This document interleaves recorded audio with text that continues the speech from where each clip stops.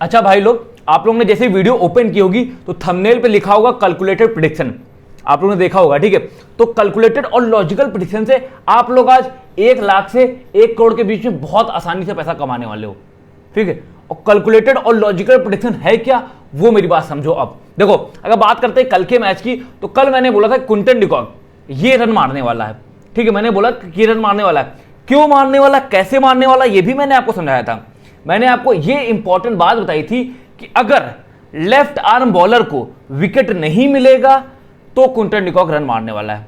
कल क्या हुआ, left arm bowler David Willey ने क्विंटन डिकॉक को आउट कर दिया, ठीक है। मैंने आपको क्लियर वीडियो में समझाया था कि अगर आप लोग डेविड विली, टॉपली या सैम करन, इन तीनों में से किसी दो को भी अपनी टीम में ले रहे होगे तो क्विंटन डिकॉक को ड्रॉप कर देना, समझाया था। तो ये होती है कैलकुलेटेड प्रेडिक्शन। अब वहां पे कुछ लोगों ने सोचा कि भाई मैंने बोल दिया कि क्विंटन डिकॉक रन मारने वाला है तो वो कंफर्म रन मारेगा। कंफर्म कुछ नहीं होता भाई, मैंने आपको समझाया था एक साथ दो खिलाड़ी परफॉर्मेंस नहीं करने वाले, ये मैंने आपको समझाया था। ये होती लॉजिकल और कैलकुलेटेड प्रेडिक्शन। और दूसरा मैंने कल क्या बोला था, ब्रेस्टो मैंने बोला था कि फ्लॉप होने वाला है, फ्लॉप हो गया ब्रेस्टो। क्यों फ्लॉप होने वाला है ये भी मैंने आपको समझाया था कि ब्रेस्टो ऑर्थोडॉक्स बॉलर से फंसते हैं।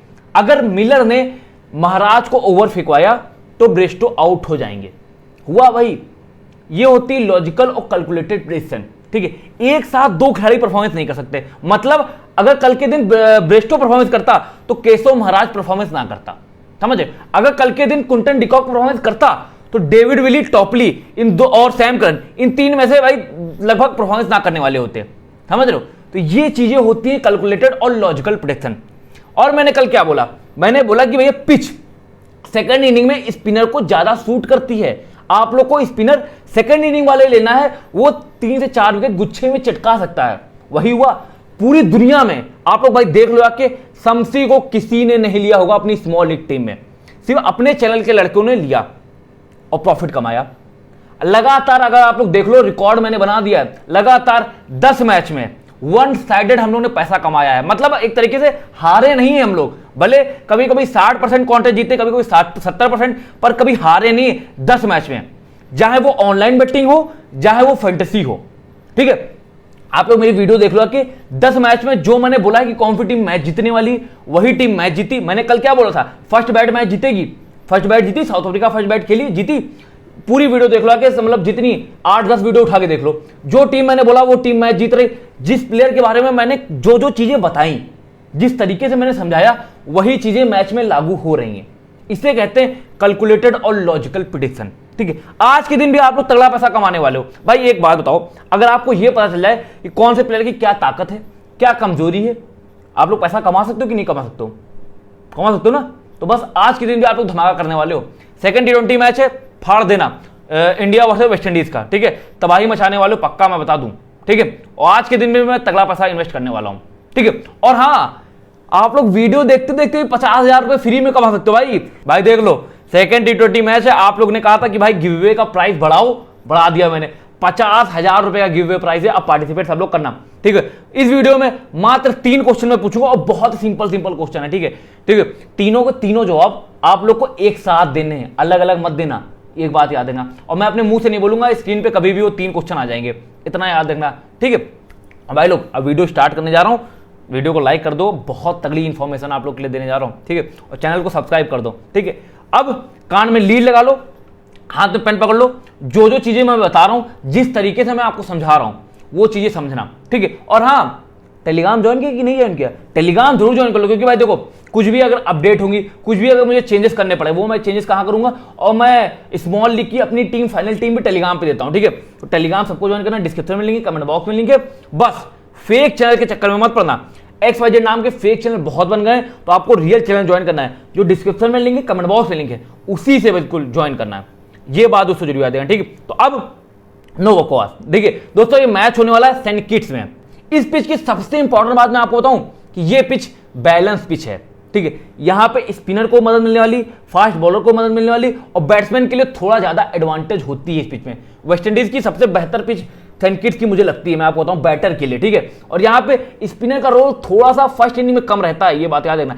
सेकंड इनिंग में स्पिनर का रोल थोड़ा टाइट रहता है, पर फर्स्ट इनिंग में यहां स्पिन इतने इंपॉर्टेंट नहीं रहते हैं, ये बात याद रखना, क्योंकि भाई देखो वेस्ट इंडीज का नाम सुन के सब लोग स्पिनर भर लेते हैं, सबको लगता है कि टर्न होती है, पर ये बैलेंस विकेट है। तो मैंने आपको पहली वीडियो से चिल्ला के बोल रहा हूं कि वेस्ट इंडीज के कोच ने क्लियर बोला है कि तीनों डिपार्टमेंट में मदद मिलने वाली है, पिच ऐसे वो बनाएंगे, ठीक है। तो ये बात याद रखना, ठीक है। ये नहीं कि सब कुछ भर लो, स्पिनर ही भर लो, फास्ट बॉलर ही भर लो, बैट्समैन ना भरो, ठीक है।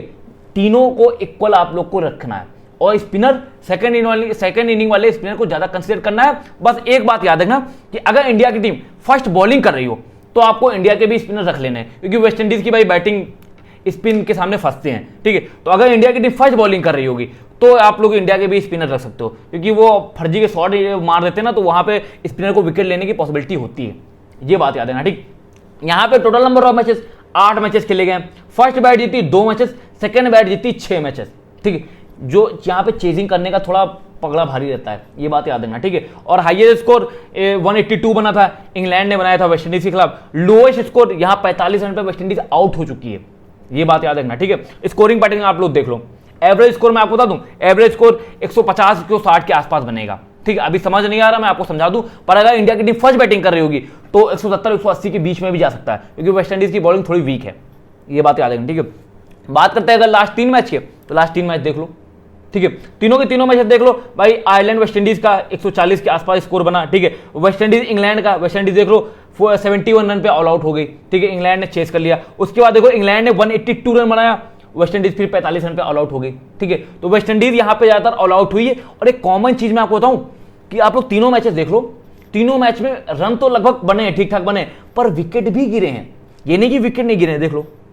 और इन लास्ट 3 मैच में से 39 विकेट गिरे हैं, ठीक है।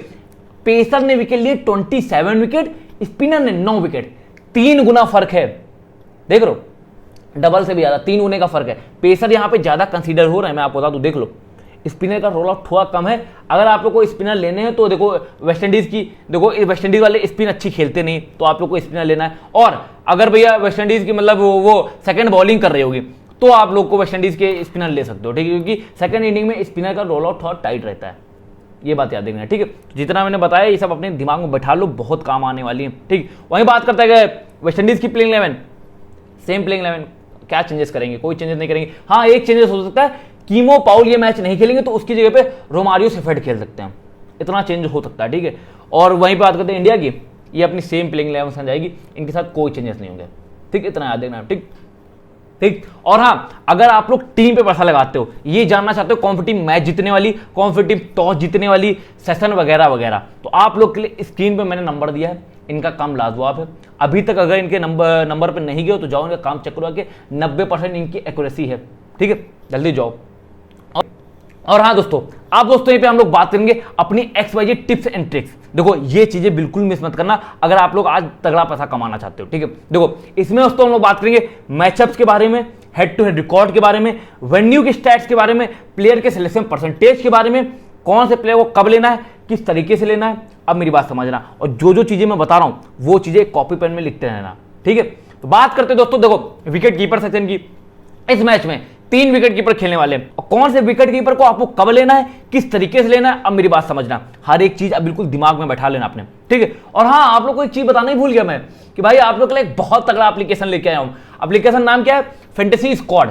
भाई अभी बहुत इसमें कंपटीशन है ही नहीं, क्योंकि भाई नया एप्लीकेशन आया, फर्स्ट इनिंग सेकंड इनिंग आप लोग बहुत आसानी से खेल सकते हो इसमें, दोनों इनिंग में, और 0 रुपए से आप लोग कॉन्टेस्ट ज्वाइन कर सकते हो, grand league, mini grand league वाले।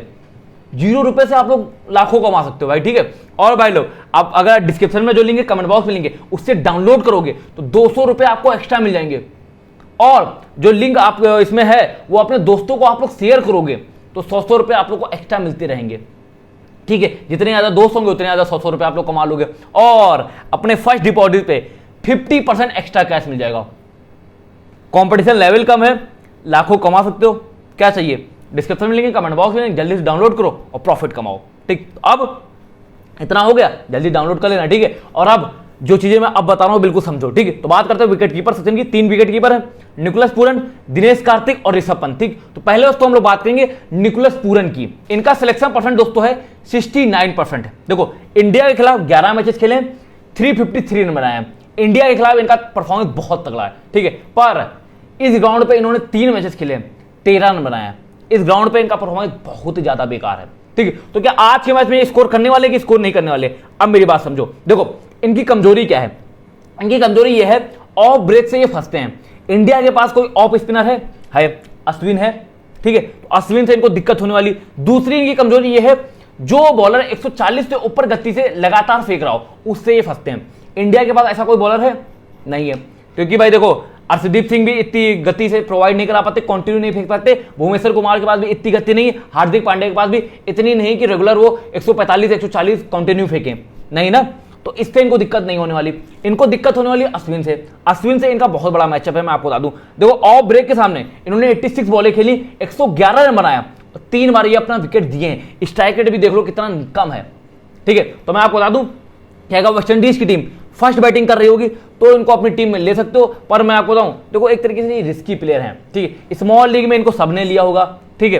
तो एक तरीके से मैं आपको बता दूं अगर अश्विन को आपने कैप्टन वाइस कैप्टन बनाया होगा तो निकोलस पूरन को आप लोग ड्रॉप भी कर सकते हो, इतना मैं बता दे रहा हूं, ठीक है। और स्मॉल लीग में देखो अगर देखा जाए, देखो एक इनकी प्रॉफिट वाली बात बताऊं कि ये एक विकेट कीपर है, ठीक है। तो बाई चांस इन्होंने 20-30 रन बनाया तो फिर बाद में आपको कैचिंग से पॉइंट दे सकते हैं, ठीक है। तो एक बात याद है ना कि अगर वेस्ट इंडीज की टीम फर्स्ट बैटिंग कर रही हो तो निकोलस पूरन को आप लोग अपनी टीम में ले सकते हो, सेकंड बैटिंग में ड्रॉप भी कर सकते हो, ठीक है। पर ड्रॉप की कंडीशन याद है ना कि अगर अश्विन को कैप्टन वाइस कैप्टन या फिर अपनी टीम में लिया होगा तब, इतना याद देना, ठीक है। और फर्स्ट बैटिंग में मैं अपनी टीम में लूंगा निकोलस पूरन को, सेकंड बैटिंग में मैं शायद ड्रॉप कर दूं, ठीक है, इतना याद देना, ठीक। उसके बाद बात करते हैं ऋषभ पंत की।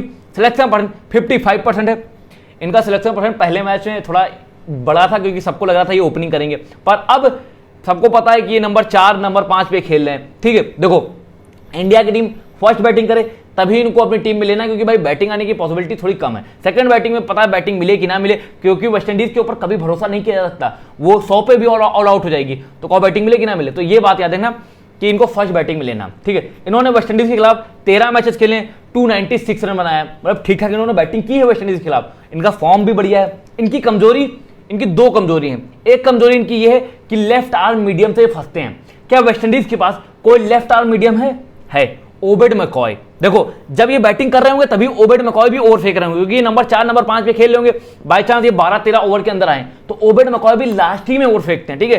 तो ओबेड मैकॉय और ऋषभ पंत का ये मैचअप देखने वाला होगा, मैं आपको बता दूं, ठीक है। और ये ऑर्थोडॉक्स बॉलर से भी फंसते हैं। अब आप लोग सोच रहे हो कोई लेफ्ट हैंडर यार ऑर्थोडॉक्स बॉलर से कैसे फंस सकता है? भाई इनकी कमजोरी है ये, भैया ऑर्थोडॉक्स बॉलर की इन्होंने 15 बॉलें खेली, 11 रन बनाया और 3 बार ये आउट हुए। मतलब अखिला हुसैन और ओबेड मैकॉय अगर ये दोनों आपकी जीएल टीम में होंगे तो ऋषभ पंत को आप लोग अपनी टीम में ड्रॉप कर सकते हो, ठीक है। बस ये याद रखना कि अगर इंडिया की टीम फर्स्ट बैटिंग कर रही हो तो भाई मैं इनको अपनी टीम में जरूर लूंगा, सेकंड बैटिंग में मैं इनको अपनी टीम में कतई नहीं लेने वाला, ठीक है। तब मैं निकोलस पूरन के ऊपर भरोसा करूंगा, ठीक है, इतना याद रखना। मैं इस मैच में शायद एक ही विकेट कीपर के साथ जाऊं, ठीक है, 2 विकेट कीपर शायद मैं ना जाऊं, इतना याद देना। और बाकी अगर आप लोग को थोड़ा सेफ जाना हो तो दोनों विकेट कीपर जा सकते हो, क्योंकि भाई देखो कैचिंग से पॉइंट दे सकते हैं और बैटिंग से 15-20 रन बना दे तो आप लोग प्रॉफिट हो जाएगा, ठीक है। मैं मगर एक ही विकेट कीपर के साथ जाऊंगा, जो फर्स्ट बैटिंग कर रहा होगा उसको कंसीडर करूंगा, इतना याद देना, ठीक। उसके बाद दिनेश कार्तिक का सिलेक्शन परसेंट 34% है।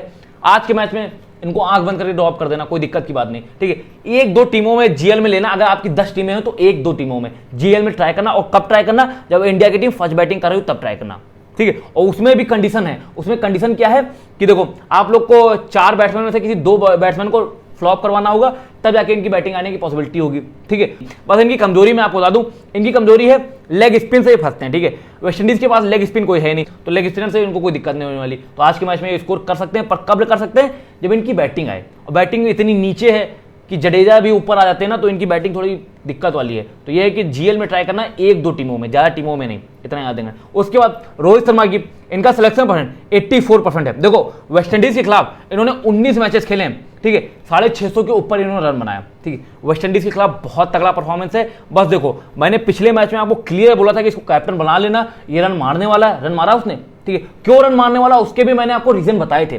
तो क्या आज के मैच में रन मारने वाला है? अब मेरी बात समझना, देखो इनकी कमजोरी क्या है? Left arm medium. West Indies के पास कोई लेफ्ट आर्म मीडियम है ओबेड मैकॉय। बस एक ही चीज है कि ओबेड मैकॉय स्टार्टिंग में ओवर नहीं फेंकता, तो इनको दिक्कत होने वाली नहीं। दूसरी इनको शुरुआत में किससे दिक्कत होने वाली? होल्डर से। होल्डर इनको 2 बार आउट कर चुका है, तो होल्डर से थोड़ा मतलब होल्डर की हाइट वाइट इतनी लंबी है ना, तो थोड़ा इनको दिक्कत होती है होल्डर से, ठीक है। ऑफ ब्रेक से भी आउट होते हैं, ऑफ ब्रेक भी इनको 3 बार आउट कर चुका है। अब आप लोग सोचोगे right hander batsman off break से, भाई ये फंसते हैं ऑफ ब्रेक से भी है, ठीक है। वेस्टइंडीज के पास कोई ऑफ ब्रेक तो है नहीं, दिक्कत इनको सिर्फ होल्डर और ओबेड मैकॉय से। ओबेड मैकॉय से भी इतनी दिक्कत नहीं होने वाली क्योंकि वो स्टार्टिंग में फेंकेंगे नहीं, तो स्टार्ट तो मिलेगा। बस मैचअप यही होगा कि होल्डर और रोहित शर्मा। अगर आप लोग ने होल्डर को कप्तान बनाया होगा तो रोहित शर्मा को वाइस कैप्टन ना बनाना, अगर रोहित शर्मा को कप्तान बना रहे हो तो होल्डर को ना बनाना, क्योंकि एक साथ ये परफॉर्मेंस नहीं होने वाला, ये बात याद रखना, ठीक है। और बाकी स्मॉल लीग में अपनी टीम में लो, ठीक है। सेकंड इनिंग में ड्रॉप कर सकते हो रोहित शर्मा को, ठीक है, पर फर्स्ट इनिंग में गलती से ड्रॉप मत करना। 20-25 रन बना दिया तो आप लोग के लिए दर्द हो जाएगा, ठीक है। जीएल में मैं बोलता हूं आप लोग ड्रॉप कर देना, पर कब ड्रॉप करना है? ओबेड मैकॉय को लेना, होल्डर को लेना, और ऑफ ब्रेक तो कोई है नहीं, ऑर्थोडॉक्स बॉलर अकीला हुसैन, इसको जरूर लेना। इन तीन को अगर जीएल में ले रहोगे तो रोहित शर्मा को ड्रॉप कर देना, इनकी पॉसिबिलिटी फ्लॉप होने की हो जाएगी, ये बात याद रखना, ठीक है। बाकी ये 3 या 4 खिलाड़ी एक साथ परफॉर्मेंस नहीं कर सकते, ये बात याद रखना। उसके बाद सूर्य कुमार यादव सिलेक्शन पॉइंट 77% है, ओपनिंग कर रही है। इनके आज के मैच में रन बनाने की पॉसिबिलिटी है। मैं आपको बता दूं, आज के मैच में अगर आप लोग को थोड़ा भी रिस्क लेना हो तो कैप्टन वाइस कैप्टन कुछ इसको जरूर बना सकते हो, सूर्य कुमार यादव को। देखो इसने 4 मैचेस खेले वेस्ट इंडीज के खिलाफ, 131 रन बनाए, ठीक ठाक परफॉर्मेंस किया है। अब ये ओपनिंग आ रहा है, पावर प्ले का ये अच्छा यूज कर सकता है, ठीक है। इसकी कमजोरी क्या है? इसकी कमजोरी मैंने पिछले मैच में आपको बताया था कि ऑर्थोडॉक्स बॉलर से फंसते हैं, और निकोलस पूरन ने वही दिमाग लगाया, अखिला हुसैन को पावर प्ले में ओवर फेंकाया और अखिला हुसैन ने सूर्य कुमार यादव को आउट कर दिया। तो फिर मैं आपको बता रहा हूं कि अगर अखिला हुसैन अपनी टीम में आप रखोगे तो सूर्य कुमार यादव को अपनी टीम में मत रखना, क्योंकि एक साथ 2 खिलाड़ी परफॉर्मेंस नहीं कर सकते, ठीक है, ये बात याद रखना। अगर कप्तान अखिला हुसैन को बना रहे होगे तो सूर्य कुमार को वाइस कैप्टन ना बनाना, पर मुझे लगता है कि आज के मैच में ये परफॉर्मेंस करने वाले हैं, ठीक है। चाहे फर्स्ट इनिंग करे चाहे सेकंड इनिंग करे, इनके ऊपर वाइस कैप्टन कैप्टन कुछ बना लेना, और मैं इनको जरूर बनाऊंगा सूर्य कुमार यादव को अगर ये ओपनिंग कर रहा होगा तो, इतना याद रखना। उसके बाद हेटमायर सिलेक्शन परसेंट 48% है। देखो बहुत तगड़े प्लेयर हैं वेस्ट इंडीज के, मैं आपको क्लियर बता दूं, बस इनकी दिक्कत यही है कि वेस्ट इंडीज वाले इनको पहले भाई ऊपर प्रमोट करते थे, अब इनको नीचे प्रमोट कर रहे हैं, तो इनकी बैटिंग ऑर्डर थोड़ी नीचे जा रही। यही है कि अगर मैं भाई इसको लेने वाला हूं, चाहे फर्स्ट इनिंग करे चाहे सेकंड इनिंग करे, आंख बंद करके मैं अपनी टीम में लूंगा। मुझे लगता है कि आज के मैच में स्कोर करने वाला है। बस इसकी दिक्कत यही है, ऑफ ब्रेक अश्विन इनको थोड़ा दर्द देने वाले। लेग स्पिन से भी थोड़ा बहुत फंसते हैं, लेग स्पिन बिश्नोई, और बिश्नोई की बॉल में आपको बता दूं कि पढ़ने के बाद उसकी गुगली पढ़ने के बाद लेफ्टी को बाहर निकलती है, तो बिश्नोई लेफ्टी बॉलर को, तो बिश्नोई लेफ्ट हैंडर को ज्यादा अच्छी बॉलिंग कराते हैं कंपेयर टू राइट हैंडर, मैं आपको ये बता दूं, ठीक है। तो ये है कि अगर आप लोग दोनों स्पिनर को अपनी टीम में ले रहोगे तो ये थोड़ा सा दिक्कत होने वाला है, ठीक है। वही है कि हेटमायर को आप लोग तब ले सकते हो जब फर्स्ट बैटिंग करें, सेकंड बैटिंग में थोड़ी स्पिनर के थोड़ी और हेल्पफुल हो जाएगी, तो थोड़ा दिक्कत इनको होने वाली है, ठीक है। पर मैं भाई हेटमायर को लेने वाला हूं, ये कंडीशन मेरी याद रखना जो मैंने आपको बताया है, उसकी कमजोरी उसकी ताकत, ठीक। उसके बाद मायर्स सिलेक्शन पॉइंट 64% है। देखो इंडिया के खिलाफ इन्होंने 4 मैचेस खेले, 61 रन बनाए। T20 में इनका बहुत बेकार परफॉर्मेंस है इंडिया के खिलाफ, ठीक है। ये 10 से 15 रन से ज्यादा नहीं बना पा रहे हैं T20 में, मैं बता दूं इंडिया के खिलाफ, ठीक है। देखो एक बात बता दूं, ये ओवर नहीं फेंकने वाले, तो ये मत समझना कि एज अ ऑलराउंडर इनको अपनी टीम में ले रहे हो, ठीक है। और मैं इसको अपनी टीम में फिर नहीं लेने वाला। क्यों नहीं लेने वाला? अब मेरी बात समझना। ऑफ ब्रेक से फंसते हैं, लेग ब्रेक से फंसते हैं, स्पिन से फंसने वाले हैं। देख लेना रोहित शर्मा पावर प्ले में, अगर वेस्ट इंडीज की टीम फर्स्ट बैटिंग करोगी तो रोहित शर्मा अश्विन को पावर प्ले में ओवर फेंकवा सकता है, और तब ये अपना फर्जी के विकेट दे सकते हैं, ठीक है। स्पिन भाई खेल नहीं पाते मायर्स में, आपको बता दूं, चाहे लेग स्पिन हो चाहे वो ऑफ स्पिन हो, ठीक है। ऑफ स्पिन के सामने 2 बार आउट हुए, स्ट्राइक रेट देख लो लगभग 105-106 का स्ट्राइक रेट, ठीक है। लेग स्पिन के सामने 3 बार आउट हो चुके हैं, स्ट्राइक रेट देख लो 9 बॉले 4 रन, समझ रहे हो। तो ये इनका परफॉर्मेंस है। तो ये है कि अगर अश्विन बिश्नोई ले रहे होगे अपनी टीम में तो भैया मायर्स के लिए दिक्कत होने वाली है, इतना याद है। और मायर्स को मैं लूंगा भी नहीं, चाहे रन मारे चाहे ना मारे, ठीक है। उसके बाद रोमन पाउल सिलेक्शन 15% है। देखो एक तरीके से पावर हिटर है, कंसिस्टेंट परफॉर्मेंस नहीं कर पाते, ठीक है। इनकी भी दिक्कत स्पिन, ठीक है, स्पिन से ये भी फंसते हैं, ठीक है। ये भी लेग स्पिन से फंसते हैं, लेग स्पिन बिश्नोई से भी इनको दर्द होने वाला है। बस ये बात याद रखना कि अगर वेस्ट इंडीज की टीम फर्स्ट बैटिंग कर रही हो तो भाई रोमन पाउल के ऊपर थोड़ा रिस्क ले सकते हो, ठीक है। कंसिस्टेंट परफॉर्मेंस ही नहीं देते, पर अगर इन्होंने 30 रन भी बना दिया तेज गति से 10-12 बॉलों पे, तो आप लोग के लिए ड्रीम टीम वाला काम ही कर जाएंगे, ठीक है। तो ये है कि अगर वेस्ट इंडीज की टीम फर्स्ट बैटिंग कर रही हो तो इसको अपनी टीम में ले सकते हो, सेकंड बैटिंग में रिस्की हो जाएंगे, ड्रॉप कर सकते हो, ठीक, कोई दिक्कत नहीं। उसके बाद श्रेयस अय्यर सिलेक्शन पॉइंट 32% है। देखो एक तरीके से देखा जाए तो इनके बारे में मैं प्रेडिक्शन करने वाला नहीं हूँ, इसलिए प्रेडिक्शन करने वाला हूँ क्योंकि नंबर 3 पे बैटिंग करेंगे, वनडे सीरीज में लाजवाब बैटिंग की, ठीक है। यहाँ पे भाई एक तरीके से सेफ अगर आप लोग को जाना हो तो इसको अपनी टीम में ले सकते हो। इसकी कमजोरी मैं आपको बता सकता हूँ कि बाउंसर इसकी कमजोरी है, ठीक है, और लेफ्ट आर्म मीडियम बॉलर, इससे भी ये फंसते हैं, ठीक है। तो यही है कि अगर ओबेड मैकॉय और जेसन होल्डर ये दोनों एक साथ ओवर फेंक रहे होंगे और कंटिन्यू बाउंसर या फिर आगे की गेंद ओबेड मैकॉय आगे फेंक रहे हो और जेसन होल्डर पटकी फेंक रहे हो, तो ये अपना संतुलन बिगाड़ सकते हैं और विकेट अपना थ्रो कर सकते हैं, ये बात याद रखना। बाकी सेफ अगर जाना हो तो इनको अपनी टीम में ले लो, ठीक है। तो इनके बारे में ज़्यादा प्रेडिक्शन करूंगा नहीं, बस ये बात याद रखना कि अगर ओबेड मौका या फिर जेसन होल्डर में से किसी को कैप्टन बनाया हो तो अय्यर को ड्रॉप भी कर सकते हो, ठीक है। ठीक है, इन दोनों को अगर अपनी टीम में ले रहोगे तब भी अय्यर को ड्रॉप कर सकते हो, ठीक है। इतना याद रखना, ठीक। बाकी सेफ विकल्प 30-40 रन बना सकता है भाई, क्योंकि अभी वनडे में बहुत तगड़ा परफॉर्मेंस दिया था इसने, तो ये बात याद रखना, ठीक। उसके बाद हार्दिक पांड्या सिलेक्शन पॉइंट 72% है। देखो पिछले मैच में मतलब अगर देखा जाए तो लगभग 7-8 मैच के बाद हार्दिक पांड्या फ्लॉप हुए थे पिछले मैच का सिर्फ, ठीक है। तो एक तरीके से भरोसेमंद ऑलराउंडर है, 2-3 ओवर ये फेंकेंगे। नंबर 5 पे बैटिंग कर रहे हैं, बैटिंग आने की पॉसिबिलिटी भी ज्यादा होगी। अगर फर्स्ट बैटिंग कर रही हो इंडिया की टीम तो वाइस कैप्टन कुछ भी बना सकते हो, एक तरीके से सेफ विकल्प है, ठीक है। इतना याद रखना, ठीक है। उसके बाद बात करते हैं अगर जडेजा की सिलेक्शन पॉइंट 47% है। देखो जडेजा एक तरीके से भाई बहुत तगड़े ऑलराउंडर हैं, जडेजा हार्दिक पांड्या दोनों, पर इन दोनों में पता है एक कमजोरी क्या है कि भाई देखो जडेजा के ओवर दोनों, इन दोनों के ओवर डिवाइड होते हैं, ठीक है, 2 या 3, मतलब दोनों बहुत कम पॉसिबिलिटी होती कि दोनों 4-4 ओवर फेंकें, ठीक है। तो एक बात याद रखना कि अगर इंडिया की टीम फर्स्ट बैटिंग कर रही होगी तब जडेजा को आप लोग जीएल में ट्राई करना। सेकंड बैटिंग में जडेजा के थोड़े ओवर भी कम हो जाएंगे और बैटिंग आने की पॉसिबिलिटी भी कम होगी। अगर फर्स्ट बैटिंग इंडिया की टीम कर रही होगी तो जडेजा लगभग ऐसा भी हो सकता है कि जडेजा का 4 ओवर फेंक दें, क्योंकि वेस्टइंडीज के पास राइट हैंडर बैट्समैन भी हैं, ठीक है। ऑर्थोडॉक्स बॉलर से फंसते भी हैं वेस्टइंडीज के बॉलर, तब हो सकता है कि वेस्टइंडीज, तब ऐसा हो सकता है कि जडेजा 4 ओवर भी फेंकें और बैटिंग से भी 15-20 रन बना दें, ठीक। ये बात याद है ना। इंडिया की टीम फर्स्ट बैटिंग तो जडेजा हार्दिक पांड्या दोनों को ले सकते हो। अगर इंडिया की टीम सेकंड बैटिंग कर रही होगी तो हार्दिक पांड्या एक तरीके से सेफ विकल्प है, जडेजा बहुत बड़े रिस्क हो जाएंगे सेकंड बैटिंग में, ये बात याद रखना। उसके बाद होल्डर सिलेक्शन 60% है। देखो प्रॉपर ऑलराउंडर है, अगर आप लोग के पास बिल्कुल भी जिगरा ना हो तो आप लोग होल्डर को कैप्टन, हार्दिक को वाइस कैप्टन, ये रिवर्स भी कर सकते हो, ठीक है। तो मतलब ये बना सकते हो, बिल्कुल सेफ बिल्कुल है, क्योंकि होल्डर नंबर 3 पे बैटिंग कर रहे हैं, ठीक है। 4 ओवर कंफर्म ये फेंकेंगे, डेथ में बॉलिंग कर रहे हैं, तो इनके बारे में वो क्या बोल रहे हैं, ठीक है। विकेट भी ये लेते ही लेते हैं, पिछले मैच में रन नहीं बना पाए, पर ये एक तरीके से प्रॉपर ऑलराउंडर है वेस्ट इंडीज के, मैं आपको बताऊं, ठीक है। नंबर 4 नंबर 5 जब भी बैटिंग इनकी आएगी ये 20-30 रन बना देंगे और एक विकेट भी ले लेंगे, तो एक तरीके से कैप्टन वाइस कैप्टन वाला काम कर दिया, ठीक है। तो ये याद रखना कि अगर वेस्ट इंडीज की टीम फर्स्ट बॉलिंग कर रही होगी तो जेसन होल्डर को कैप्टन वाइस कैप्टन कुछ ना कुछ जरूर बनाना, क्योंकि डेथ में फेंकेंगे, डेथ में विकेट गिरते ही गिरते हैं, और नंबर 3 नंबर 4 पे अगर बैटिंग कर रहे होंगे तो वहां पे भी आपको पॉइंट दिला सकते हैं, इतना याद रखना। उसके बाद देखो कीमो पॉल शायद ये मैच ना खेले तो रोमारियो सेफर्ड खेलेंगे, अगर रोमारियो सेफर्ड खेलेंगे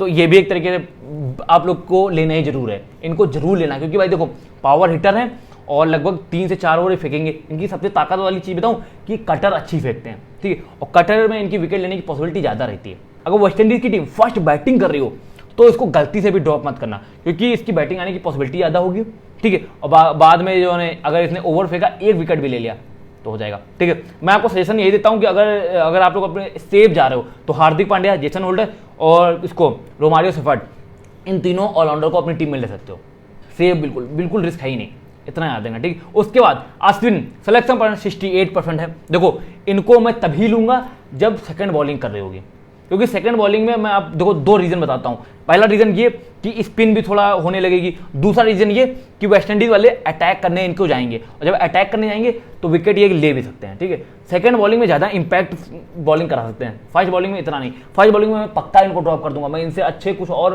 प्लेयर ले सकता हूँ, इतना याद रखना। उसके बाद ओबेड मकॉय सिलेक्शन परसेंट 34% है।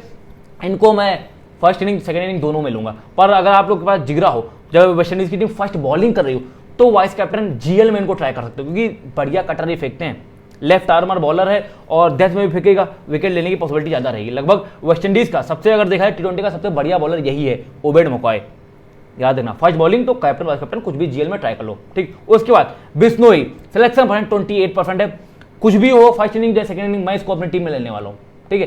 पर इंपैक्टफुल ये बॉलिंग कब कराते हैं? सेकंड बॉलिंग में। सेकंड बॉलिंग में जब इनको सब मारने के चक्कर में विकेट अपना थ्रो करते हैं, मैं आपको बता दूं। बस इसकी एक सबसे अच्छी बॉल मुझे ये लगती कि लेग स्पिनर है, ये लेफ्टी को भी अच्छी बॉलिंग कराता है, पड़ने के बाद बाहर निकलती गोली, और राइट हैंडर को भी ये बढ़िया बॉलिंग कराता है। तो यही है कि अगर सेकंड फर्स्ट कोई भी बॉलिंग हो, बिश्नोई को मैं अपनी टीम में जरूर लेने वाला हूँ, इतना याद रखना। उसके बाद अर्शदीप सिंह सिलेक्शन पॉइंट 33% है।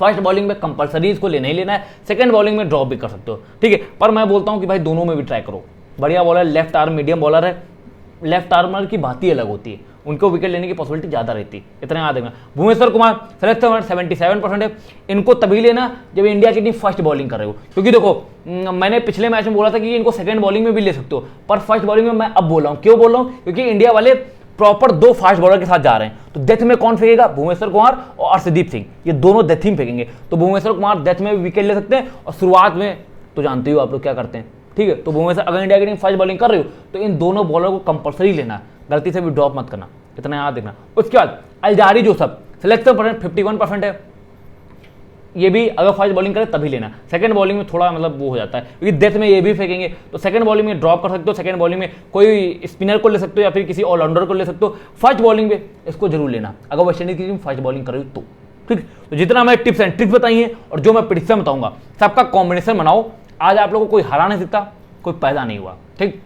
तो बात करते हैं दोस्तों मेरी पहली प्रेडिक्शन की, तो मेरी पहली प्रेडिक्शन होने वाली सूर्य कुमार यादव, मुझे लगता है 25+ स्कोर ये करने वाला है, ठीक है। सूर्य कुमार यादव पक्का मुझे लग रहा है कि 25+ स्कोर करने वाला है। दूसरा मायर्स, मुझे लगता है ये फिर 25 रन के अंदर आउट होने वाला है, ठीक है। तो वो मायर्स से पता नहीं मेरी अलग ही दुश्मनी है, ठीक है। मैं हर मैच में बोलूंगा कि मायर्स आउट होने वाले, उसके रीजन भी मैं आपको बताता हूँ, ठीक है। तो मायर्स मुझे लगता है 25 रन के अंदर आउट होने वाला है। नंबर 3 पे हेटमायर, अगर वेस्ट इंडीज की टीम फर्स्ट बैटिंग कर रही होगी तब ये 25+ स्कोर करेगा, अगर वेस्ट इंडीज की टीम फर्स्ट बैटिंग करेगी तो। ये मेरी तीसरी प्रेडिक्शन है, ठीक है। चौथी प्रेडिक्शन दोस्तों मेरी ये है कि अगर वेस्ट इंडीज की टीम फर्स्ट बॉलिंग कर रही होगी तो ओबेड मकॉय 2 विकेट जरूर लेने वाला है, अगर वेस्ट इंडीज की टीम फर्स्ट बॉलिंग कर रही होगी तो, इतना याद रखना, ठीक है। और 5वीं प्रेडिक्शन मेरी ये है कि इंडिया टीम मैच जीतने वाली है, और जो टीम सेकंड बैटिंग करेगी उसकी भी पॉसिबिलिटी रहेगी ये मैच जीतने की, ठीक है। बाकी कुछ चेंजेस होंगे तो मैं अपने टेलीग्राम पे बता दूंगा, ठीक है। 70% अभी मैं इंडिया को सपोर्ट कर रहा हूँ और 30% मैं भैया चेजिंग वाली टीम को सपोर्ट कर रहा हूँ, और अगर इंडिया टीम टॉस जीत के बॉलिंग करती है तो 100% मैं इंडिया की टीम को सपोर्ट करूंगा, ठीक है।